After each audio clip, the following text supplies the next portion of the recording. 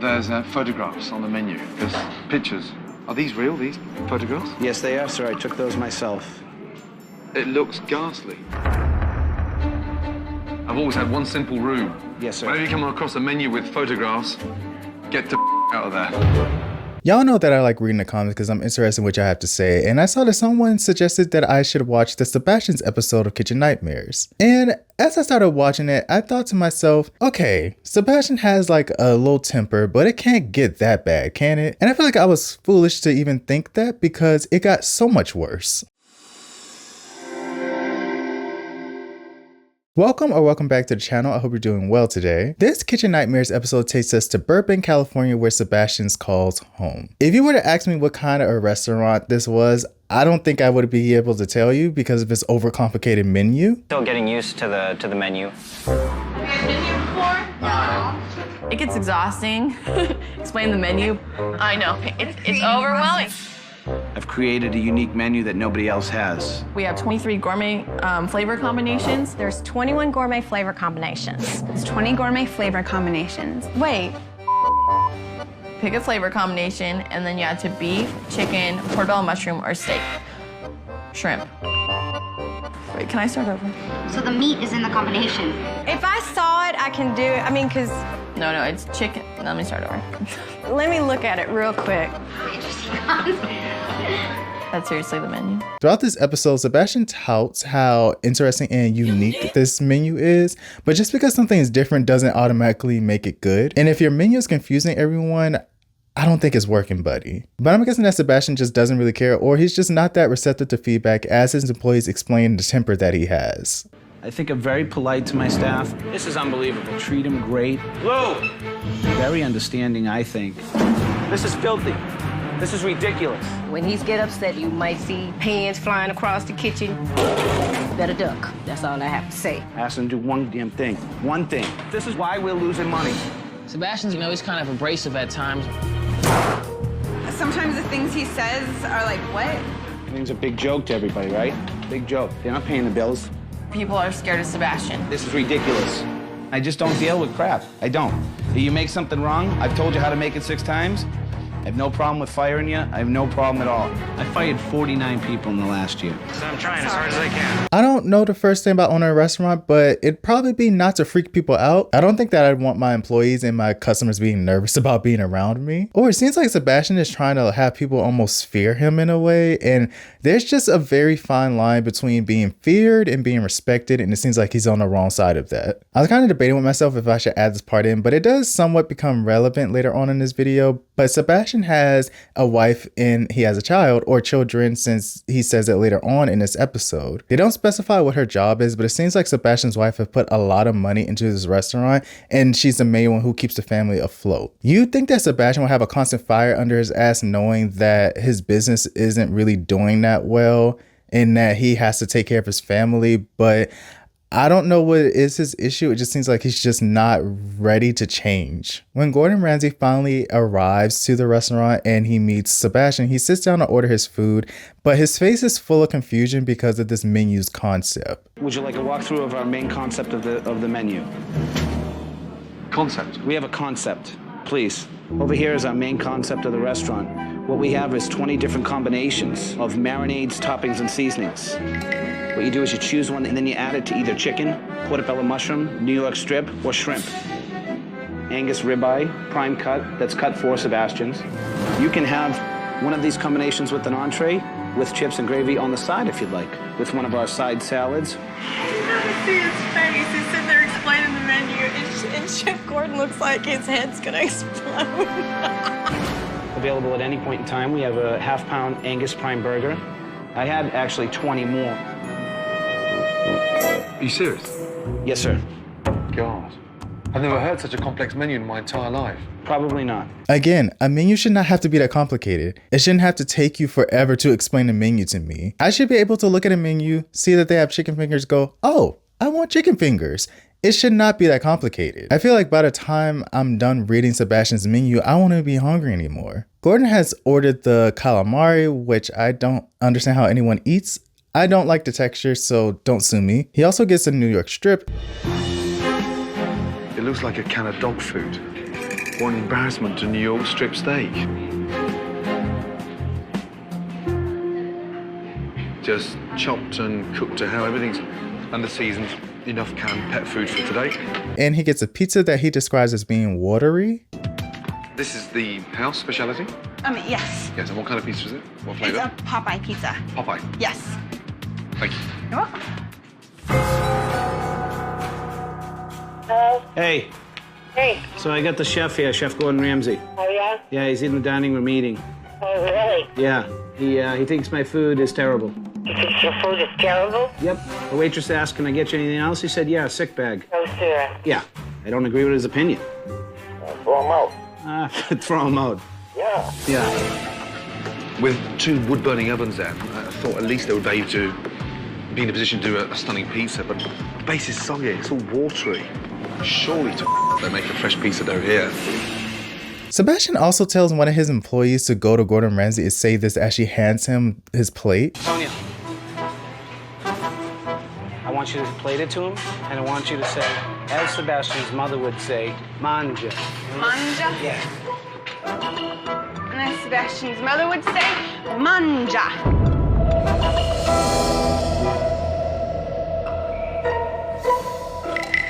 My God.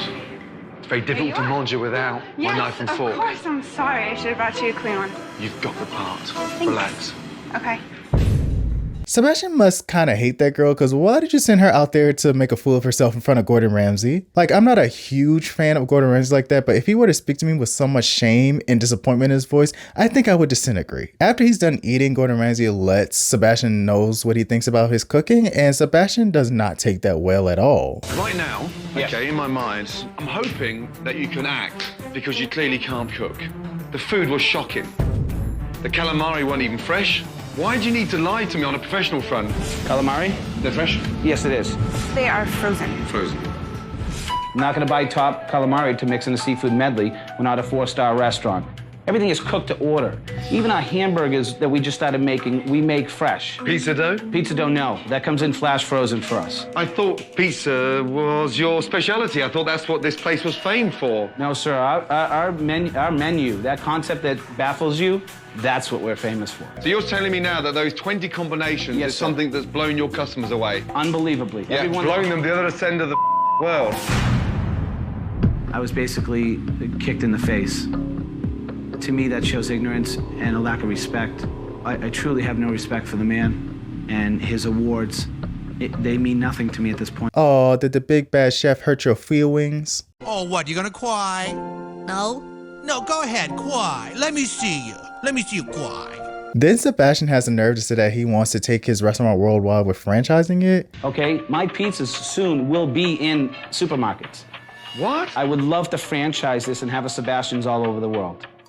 Oh my God. My guy, if the first iteration of it isn't working, I don't know how you think you about to franchise it. I don't even think you could make a Sebastian's hot dog stand and that'll last long. So I'm gonna need you to dream just a little bit smaller. Or in other words, You haven't got one right so far. How the can you think about 2? I need some fresh air. The guy's gone. This guy is seriously off his Troy. Also, I just know something is not right in Sebastian's head, because when he's done talking with Gordon Ramsay, he keeps trying to hype himself up by saying that he won. I just won that one. I won that one. What on earth is going on in his delusional mind? Woo! I won that one. I won that one. What happened? He was giving I gave it back to me, and it was like, whatever. Sebastian? Yeah. Hello, chef. I just want a little word. Like, nah, you didn't win because you up when Gordon Ramsay walked back in that restaurant. I don't know what it is, but Sebastian wants to get on Gordon Ramsay's last good nerve. Listen, big boy, right now you've won jack. You've got the audacity to stand there talking to me about a franchise when we can't even get a pizza right. It took everything in me not to just freak out. I've been here 2 years. It may not What have seem you got like to a lot. show? What have I got to show? Yeah, I'll tell you what I have to show. Tell me. Pride. Pride. You're delusional. That is your opinion, sir. A lot of people feel that way about you. What's successful about out there? I'm still here. That's what makes it successful. You just answered my question. I'll see you later. Yeah? I don't know, it just seems like he has too much pride for something that isn't really going that well. And it seems like he's just ready to come undone when he gets any kind of criticism or pushback on something. And that's just not how sane people act towards criticism. When dinner service comes around, Gordon Ramsay realizes that the food has not been prepared by hand and literally everything is made from frozen. It's frozen. And then you deep fry it. And that goes in a burger bun. Bloody hell. Is there anything that's ever cooked homemade? Not very often. Very rare, Luke. Very rare. And what you put in there? This is just the potatoes. We just pipe them through. And you make fresh sweet potatoes? I believe it comes in frozen, yes. Frozen. So what do you do to it? We just heat it up. You just heat it up. So it's not even powdered mash. It's already made in the factory and it comes in. Yeah. Processed mashed potato. Noticing the lack of fresh food. A fried burger seems like something you would get at a county fair and not at a pizzeria, which shouldn't have a burger to begin with since it's a pizzeria. Nothing's fresh made. This is all bought in sauces. Yes, sir. This one's a buy-in? Yes. Yes. Buy-in? Yes. And to Gordon's amazement, even the pizza dough is frozen at this pizzeria. And you get them in frozen? Yes, comes in frozen. I think it's one of the best frozen doughs I've seen. And it's the only way we can right now to save $1. And to make matters worse, this pizzeria's most important cooking device is not the pizza ovens, but a microwave.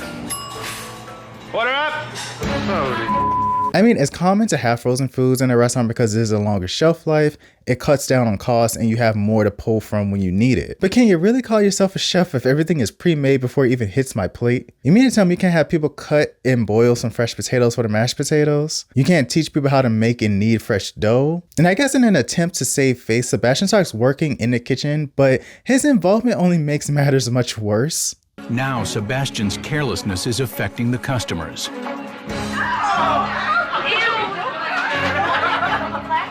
What happened? I just took a piece of hair out of my mouth. I was eating the salad. A piece of hair? It was going down my throat, and my friend saw me pull it out of my mouth. I'm gonna make you a fresh new salad in just a few moments. I don't think I want another salad. The salad's gone and so is your pizza. Pizza's on us tonight. I mean, things like that will happen when you don't have on a hairnet, and I've yet to see anyone really have one in this episode. They all have on hats, but why not go the extra mile just to make sure that hair will not fall into the food? I mean, it'll save you from having to comp the food, which was around $300 that night. Your most famous words tonight was not any form of delegation, organizing, insight. It's on me. Comp that one, I'll take care of that bill, serve that to there. You're running a business, not a freebie, drive by, pick up and go home. But now we see one of the reasons of why this business is failing. So far, we've seen a confusing menu that takes forever to explain, food that isn't fresh and probably doesn't even taste that good, and an owner who is so far removed from reality is not even funny. And it kind of makes you think, what is the point of all this? I mean, if you ask Sebastian, he thinks that everything is fine and he's doing things perfectly, so why even be on here? This is the most disgusting, sporting crap I've ever tasted in my entire life. It's almost more important for me to let this go out at half its quality and go out and make sure that the guests are happy and meet the guests and talk to them. You're happy to be a fake chef, aren't you? No, because I don't believe I'm a fake chef. It's a franchisable concept. Why are you so obsessed with becoming famous with a franchise? Why can't you just have a restaurant and cook your ass off and get customers in here for the love of what you're doing? I was hoping that this would be my launching pad for my name. How? That's not cooking. If you are convinced in your mind, right, that what you're doing is going to work, you're beyond reach, you know that? Really? Sir, if everyone sees how you act and you admitted that the food doesn't even taste that good, what kind of good press do you think you're getting from this? If anything, it sends a message to people to go elsewhere and to avoid your restaurant. I can understand him being a little bit naive since this is the first season of Kitchen Nightmares, at least the American version of it. So maybe he's just not really familiar with how this works, but you have to know who Gordon Ramsay is because this isn't his first TV show. He's been fixing up kitchens for a while. All I'm saying is Sebastian had to know that there would be cameras capturing his and the restaurant's faults, and that was going to be broadcasted to hundreds and thousands of people. But really, I don't understand how anyone gets on shows like this, especially Gordon Ramsay's, and they believe that he's just going to be praising them the entire time. That's if there's anything even worth praising. I'm pretty sure that Gordon Ramsay's personality in some situations on their show are amped up because it needs to be dramatic for TV because no one wants to watch boring television. But you know that Gordon Ramsay came there for a reason, not to play around. Like, he's going to criticize you and tell you things you probably don't want to hear. You know there'll be questions about how and why things are being ran, so don't act surprised when you're asked those questions. And don't be so surprised when Gordon Ramsay gives you valid criticism about your restaurant. You may not like the way that he says it, and I can understand that, but it still stands. The nominees for the most confused restaurant in Hollywood is Sebastian's, and Sebastian's. Here's the thing. What needs to happen here? Big change. We will have a new menu. Are you all right?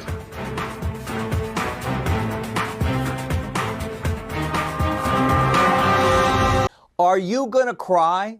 Piss your pants, maybe? The next day comes, and of course some changes are implemented. The first, it was teaching the staff how to toss dough since they've been using frozen dough and have been putting it in a microwave. It looks like the staff is enjoying learning how to toss a pizza, but the only person who is upset about this is Sebastian. Okay guys, let's go. At this point in the game, one of two things has to happen. I have to accept what he says and go with it, or ask him to leave. I don't know what's wrong with him, but he literally acts like a baby anytime he just doesn't have something that's going his way. The only time when he is not upset and doesn't have an attitude is when he sees the decor change at a restaurant, but that doesn't even last for long because he gets upset when he learns that Gordon Ramsay is changing his menu because he didn't think that it was that perfect and unique. What I'm going to confirm now is that the confusion has gone. Gone, yeah, is a confusion. It's just, it's the change I was scared of. Are you worried about the size of the menu? No, the size isn't the concern. It's, I don't see any uniqueness. You're not going to now ask me to turn around and say what you gave me in terms of pizza was unique. I've created a unique menu that nobody else has. And Chef Gordon said, I quote him, "I've never seen a menu like this before." So I'm assuming that it's quite unique to him also. Stop trying to be too clever.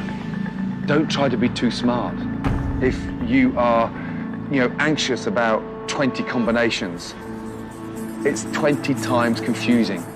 I thought that there'd be more compromise with my menu. I didn't expect it to be just completely gone. I love that menu.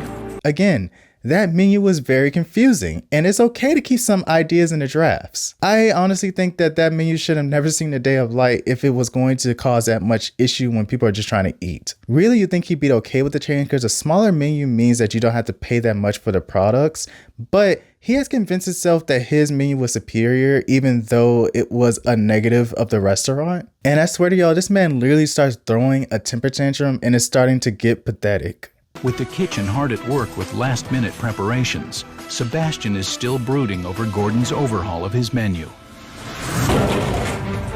Everything's a big joke to everybody, right? This place is a mess. Nobody wants to clean. Okay, right. Sebastian, where is he? Send everybody home and do the yourself. Where's Sebastian? Probably in his office. In his office. Whoa! This place is a mess. And the waiters, they can't even clean. I gotta come in and vacuum the rugs. What is that about? One minute he can be the happy-go-lucky Sebastian, and then Who put this chair on the floor? This is what I'm talking about. And then we wonder why we're losing business. okay. Anybody gonna get the phone?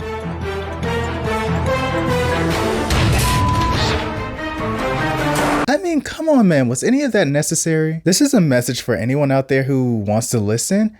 It's okay to have ideas, and it's okay to see if they'll work out. I mean, the only way to see if something truly works is to put it out into the world and see how it is received. It takes a lot of courage to do that, but it takes even more courage and some bravery to admit when something just isn't working. Mistakes and failures are essential to life, and it's just essential to learning how to do better next time. You'll make hundreds upon hundreds upon hundreds of mistakes, but Through that, you learn how to persevere and to do better. I know it's easier said than done, but do not be afraid to fail. Also, don't be afraid to take criticism when it could benefit you in the long run. And I'm saying that from a place of experience because I used to be afraid of taking criticism until I had to learn like, oh, this actually helps me do better. And I understand it's difficult to do that, but I mean, if you work on yourself, you will not end up looking like a fool breaking a vacuum cleaner on national television. It is reopening night and there are so many customers who are enjoying the new menu, and the kitchen is running smoothly thanks to the simplified menu. It seems like everyone is happy except for the one person with a sour face. This is probably the most business that Sebastian has seen in a while, but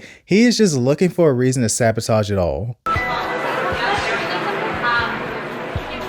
I want to try to go back to all of those 20 flavor combinations. There's a lot of uniqueness with the menu I was using. Whether he thought it was good food or bad food, it was unique.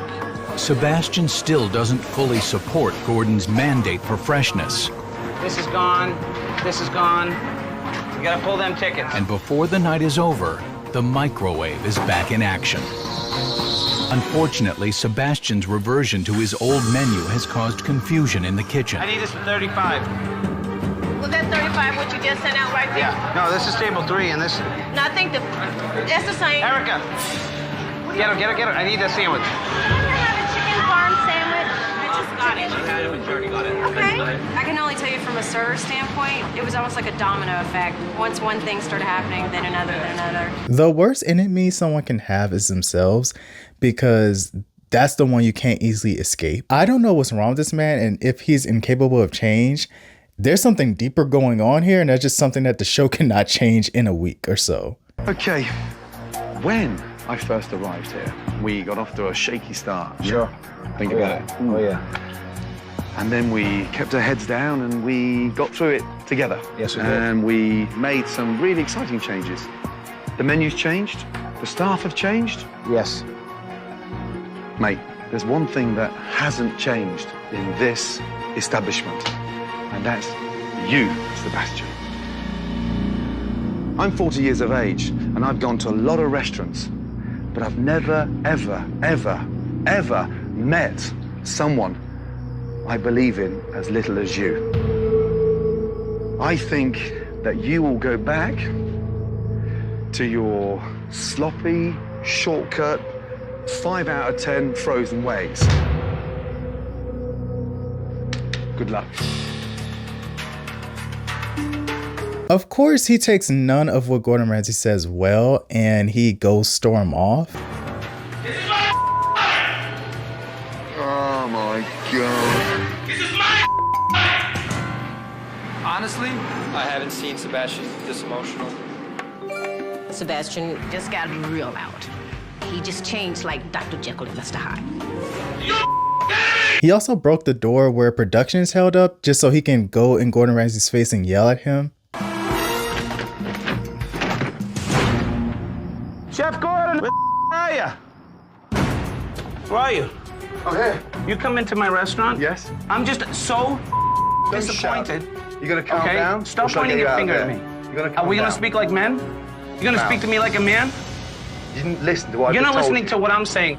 Did you just hear what I just told you? I'm stepping away from you because I don't want to be too close. You ungrateful. You have no idea. Nasty, You have no vindictive idea. Joker.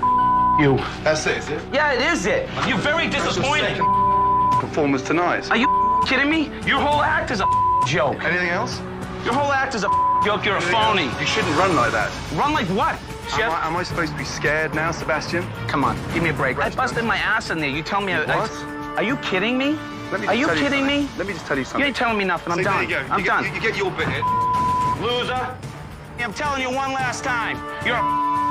And because this is his millionth meltdown this episode, Gordon Ramsay had to step into the kitchen to get everybody on track. But I guess this allows Sebastian to realize that Gordon Ramsay was right then the whole time. Wow. It's hard to hear that what you've done is a failure. Come on, guys. Salmon and chicken away, yeah? Roasted vegetables. Let's go. It's true, some of the stuff he says. Maybe I was a little twisted with my ideas and my goals. If you look at the numbers, then I guess it looks like I'm failing. It's not easy to accept. But I guess before you grow, you gotta accept it. It's my family, my kids. Makes you want to work harder. I'm glad that he was able to see the error of his ways, but you couldn't do this outside of this time. You had to make an ass of yourself in front of your employees and your customers like that. I just don't understand why this man was hell bent on sabotaging himself like this. But I guess his time out was enough for him to gain some new perspective, because when he got back in the restaurant, he started working and the rest of the night went as well as it could. I could feel him watching me. I felt like he was said, "What are you gonna do about your kitchen? It's falling apart." I'm like, "You're right. I gotta fix this." How are we looking? Are we back on top now? Oh, yes. We are, yeah? Stay on top, yeah? On point, chef. Not confused, no? No, sir. Good. Put her out. Sebastian just came in and he was ready to go. Give me a large crostini. I got you. Absolutely perfect. Perfect. Bloody well done. You took on the changes well. You all adapted. Change is a challenge. It's hard, but I think it'll be worth it in the long run.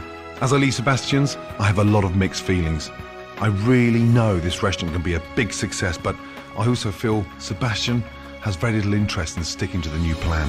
As of 2025, Sebastian's has been closed for a while. I watched this episode with my sister, and when she saw that his restaurant closed down in 2008, she said, "Damn, he got to the recession before it got to him." I mean, the restaurant had already been on a downward spiral, but I have no doubt that the 2008 recession did have a hand in it closing. But before its closing, Sebastian sent an email out to those subscribed to it saying, "As of January 20th, Sebastian's will be closing the doors. We are moving back to Boston for family reasons. We are grateful and appreciative of all of you for not only your business support, but the lifetime friendships we have made with a lot of you. For those of you who know Nicole and I, this is not an easy thing for us to do because this was our everything, but without family, you got nothing and they need us right now." I forgot to mention that Sebastian is an actor. He previously acted in a 2000s film called Our Lips Are Sealed, and he also appeared as a detective in a 2013 movie called Angels All Around Me.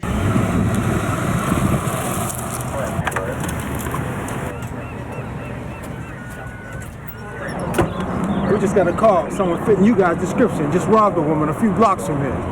You sure did?